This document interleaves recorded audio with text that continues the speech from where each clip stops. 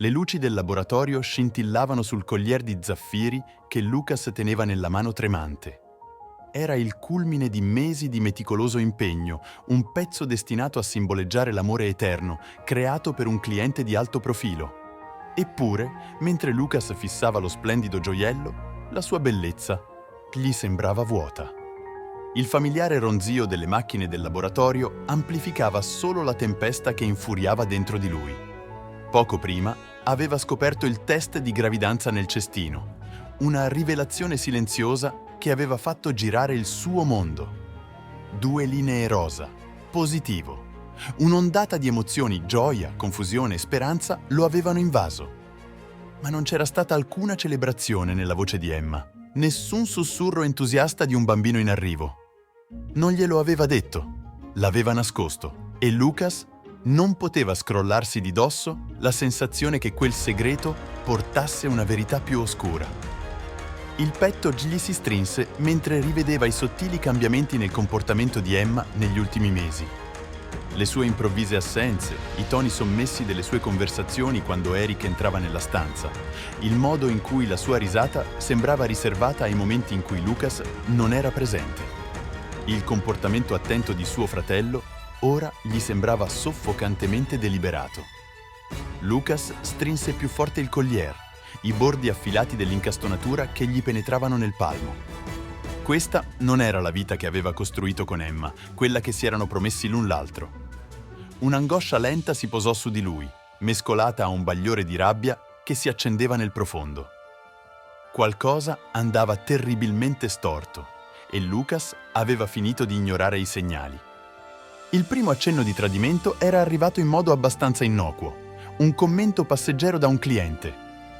Tua moglie ed Eric sembravano affiatati in quel ristorante italiano sulla Main Street la scorsa settimana, aveva detto l'uomo, ridacchiando sul suo caffè. È bello vedere la famiglia andare così d'accordo. Lucas l'aveva liquidato con una risata, la sua risposta pratica e spensierata. Ma più tardi, mentre giaceva sveglio quella notte, il commento rimaneva come un prurito che non poteva grattare. Emma ed Eric interagivano raramente senza di lui. Cosa potevano aver fatto insieme? Scacciando il pensiero, Lucas si era immerso nel lavoro, ma i piccoli momenti continuavano ad accumularsi. Un ordine fatto da Eric, una collana d'oro personalizzata incisa con il nome di Emma, lo aveva bloccato sul posto. La spiegazione casuale di suo fratello su un regalo di compleanno a sorpresa non gli suonava giusta. L'agitazione, il sorriso troppo facile, era abbastanza per piantare il seme del dubbio. Ora, con il test di gravidanza positivo impresso nella mente, Lucas non poteva più ignorare. Aveva bisogno di risposte. Quella notte le mani di Lucas indugiavano sul telefono di Emma, il petto stretto dalla colpa e dal timore. L'aveva lasciato sbloccato sul comodino, la sua risata che si diffondeva debolmente dal bagno mentre si faceva la doccia. Sembrava sbagliato, invasivo, ma le domande senza risposta lo rodevano come una ferita infetta. Aprì i suoi messaggi, il respiro che si bloccava quando vide il nome di Eric in cima. La loro chat era inizialmente casuale, piena di battute interne e aggiornamenti innocui, ma poi lo stomaco di Lucas precipitò.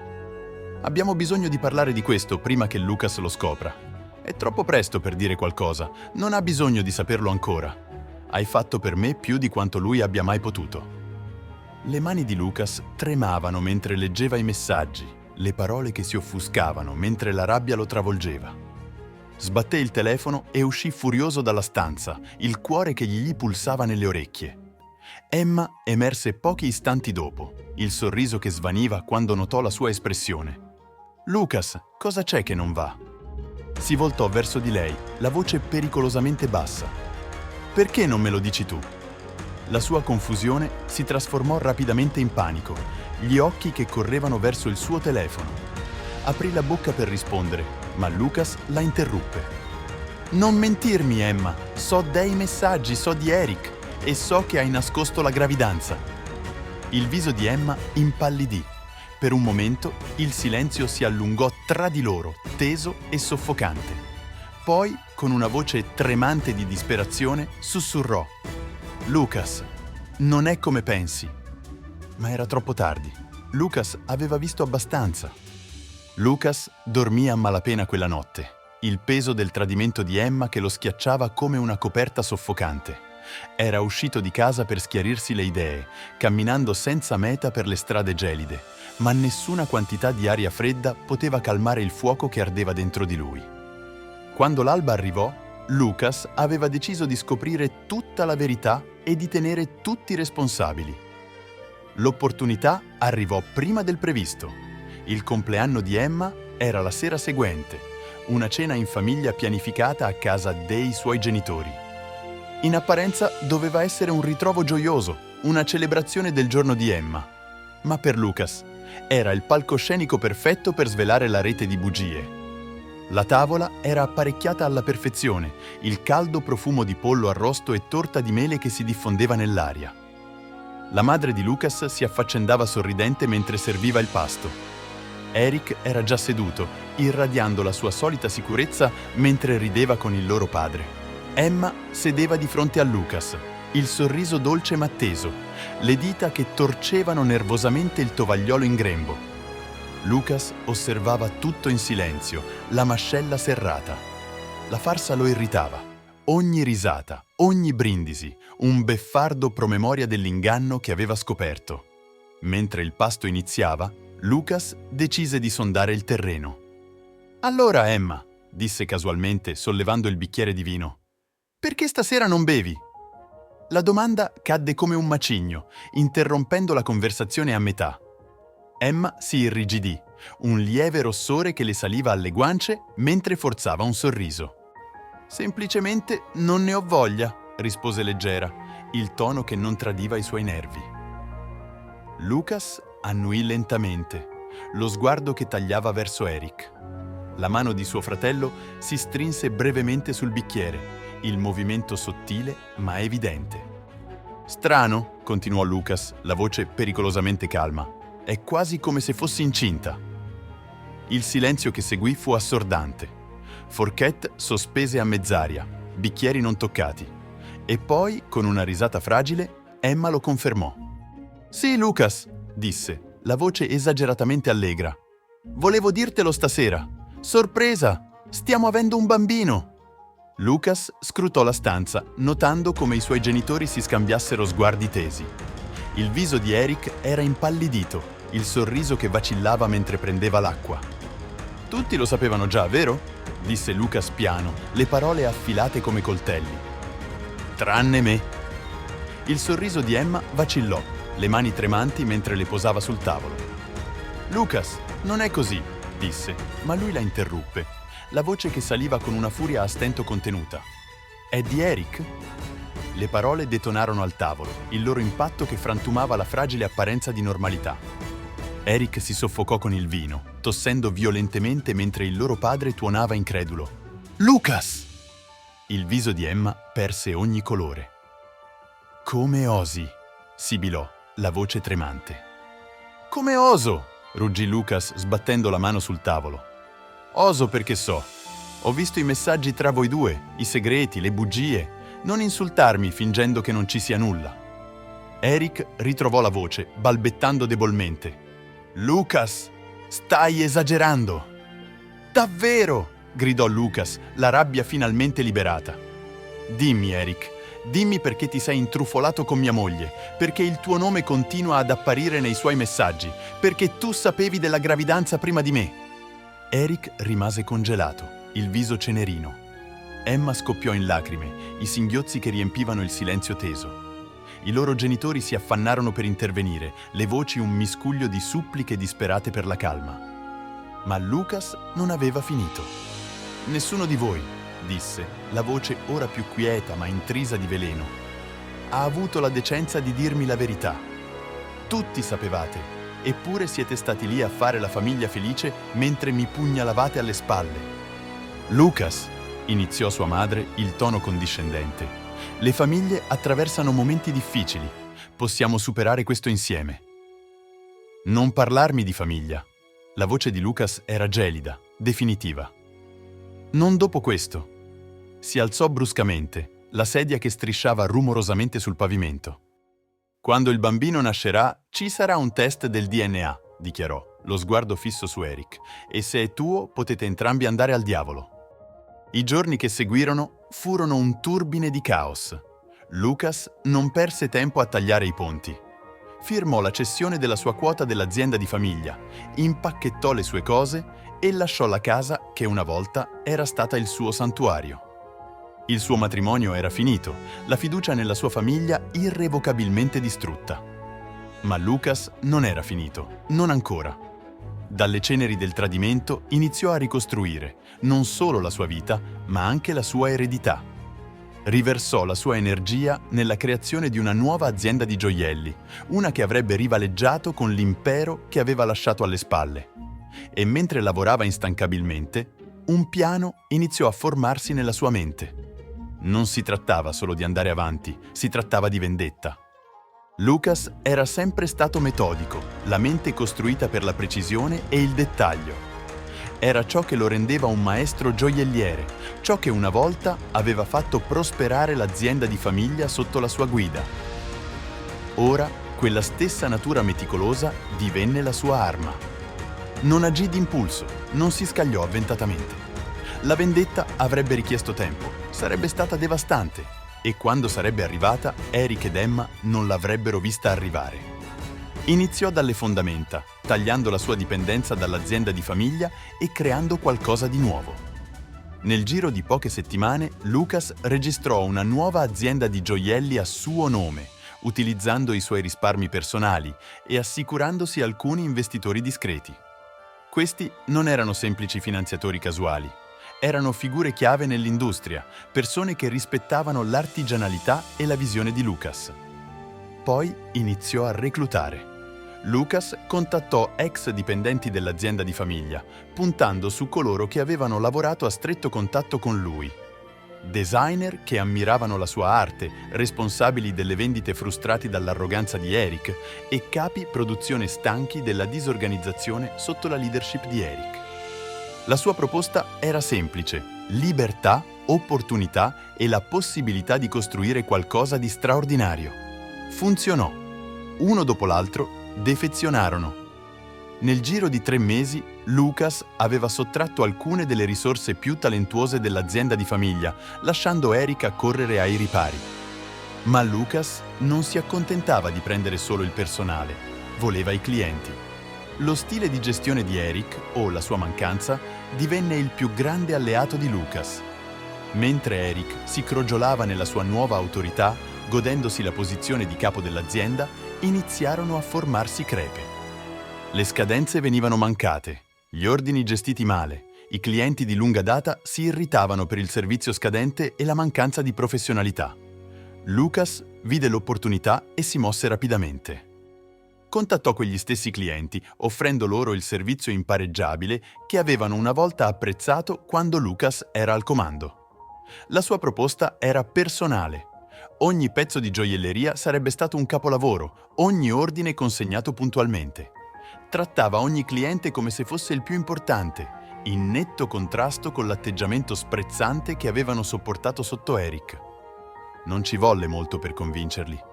Quando Lucas lanciò ufficialmente la sua azienda, aveva già assicurato diversi clienti di alto profilo, nomi che una volta appartenevano esclusivamente all'azienda di famiglia. La sua collezione di debutto, un mix di eleganza moderna e artigianato senza tempo, fu accolta con grande successo. Gli articoli elogiavano la sua arte, definendo il suo lavoro una reinvenzione del lusso. Eric, nel frattempo, stava affondando. La pressione di gestire l'azienda di famiglia, combinata con l'esodo di talenti e clienti, iniziò a farsi sentire. Cominciò a bere di più, il comportamento diventando sempre più instabile. I dipendenti sussurravano dei suoi scatti d'ira in ufficio, della sua incapacità di prendere decisioni e della sua crescente paranoia. Emma, una volta affascinata dal fascino di Eric, si ritrovò ora a sopportare il peso della sua caduta. La loro relazione, già costruita su basi instabili, iniziò a sgretolarsi. L'infedeltà di Eric, qualcosa che non si preoccupava nemmeno di nascondere, lasciò Emma amareggiata e disillusa. Aveva lasciato Lucas per un uomo che le aveva promesso emozione e attenzione, solo per trovarsi intrappolata con qualcuno che la trattava come uesa e getta. Lucas veniva a conoscenza di tutto attraverso le voci, conoscenti comuni, ex colleghi, persino sussurri nell'industria. Tutto gli tornava indietro. Non gongolava. Invece continuava a lavorare instancabilmente, costruendo la sua azienda in una potenza. Ma Lucas non aveva ancora finito. La mossa culminante di Lucas arrivò durante un gala annuale dell'industria, un evento prestigioso a cui partecipavano i nomi più importanti della gioielleria. Era un'opportunità per mostrare il suo successo, per dimostrare a tutti, inclusa la sua famiglia, che non solo aveva sopravvissuto al tradimento, ma che ne era uscito più forte. La sera del gala, Lucas arrivò vestito elegantemente in un abito su misura, la sua presenza che attirava l'attenzione. La sua collezione era il punto forte della serata, attirando l'ammirazione di critici e clienti. Ma Lucas aveva pianificato qualcos'altro, un momento che avrebbe sigillato la sua vendetta. Durante il suo discorso, Lucas parlò con passione dei valori che guidavano la sua azienda: integrità, fiducia e l'importanza di onorare gli impegni. Le sue parole erano mirate, deliberate, una velata condanna del tradimento che aveva subito. Il successo, disse Lucas, lo sguardo che attraversava la folla, non riguarda solo ciò che costruisci, ma le persone che ti stanno accanto. E a volte lasciare andare ciò che ti trattiene è l'unico modo per andare avanti. Le sue parole aleggiavano nell'aria, il loro peso inconfondibile. Dall'altra parte della sala, il viso di Eric era arrossato dalla rabbia, i pugni stretti ai lati.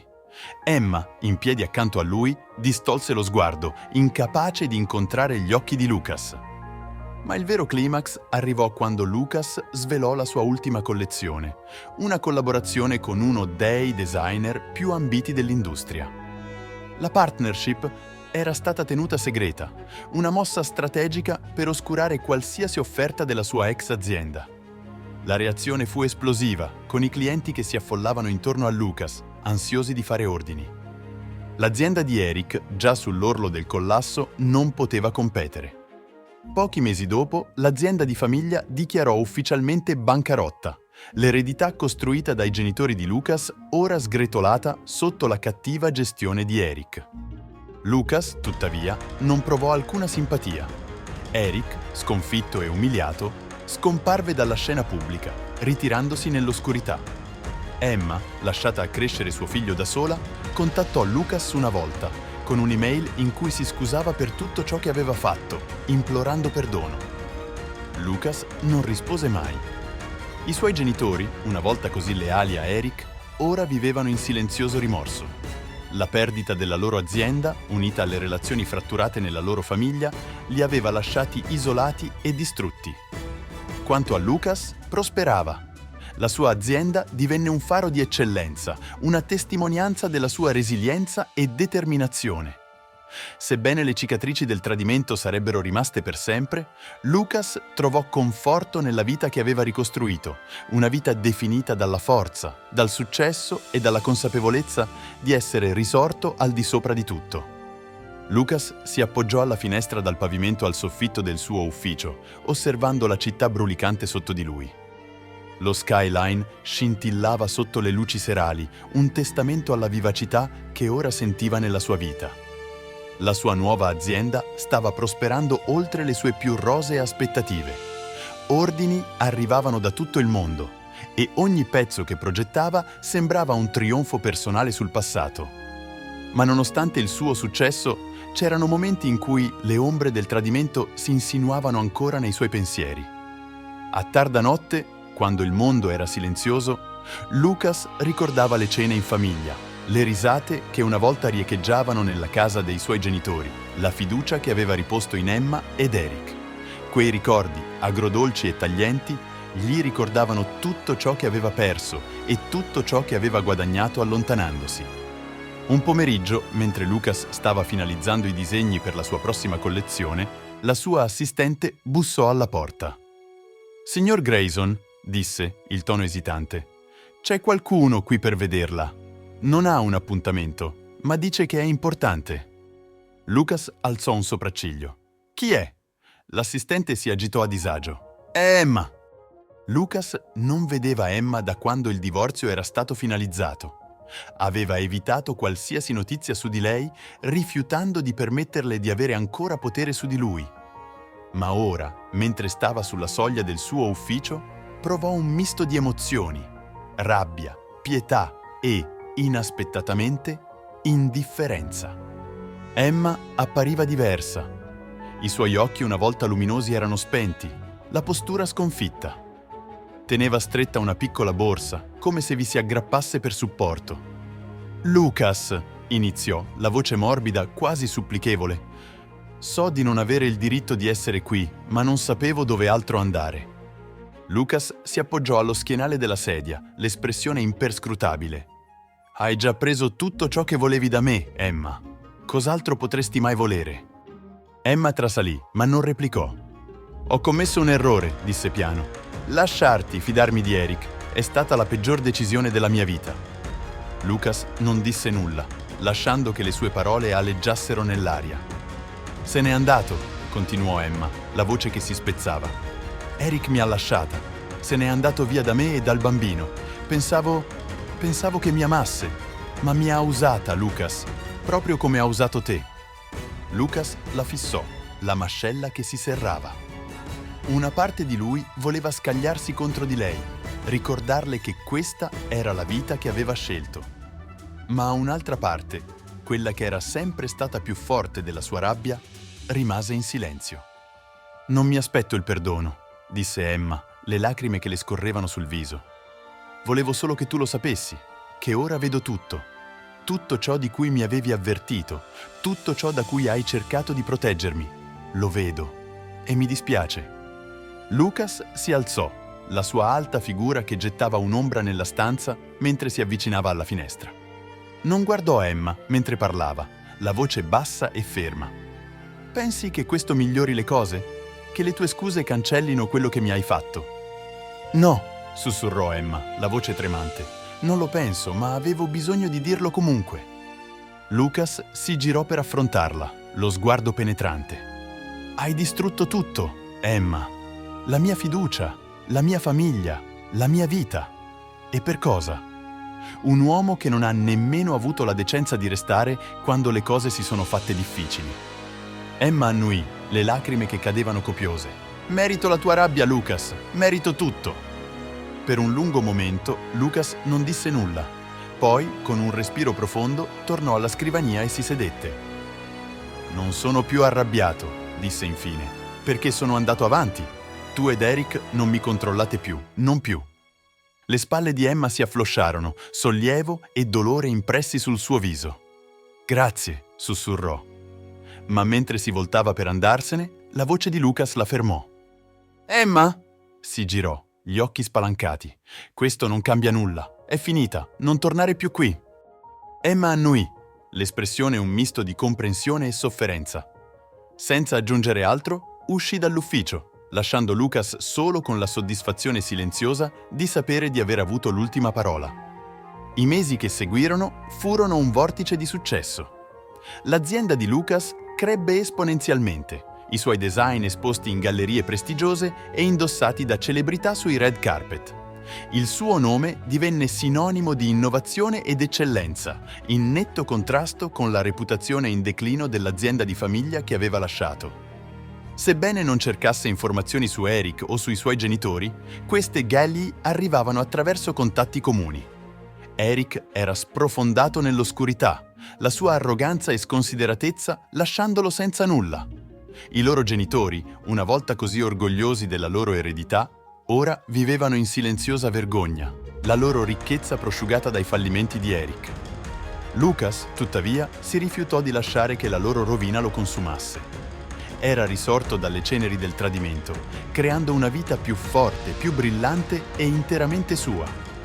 E mentre una sera stava sul balcone del suo attico, le luci della città che si stendevano davanti a lui come un arazzo di possibilità, Lucas si concesse un raro sorriso. Per la prima volta in anni si sentiva libero. Che cosa faresti se ti trovassi al posto di Lucas? Lascia la tua opinione nei commenti. Se questa storia ti ha colpito, metti un like e iscriviti al nostro canale per altre storie incredibili.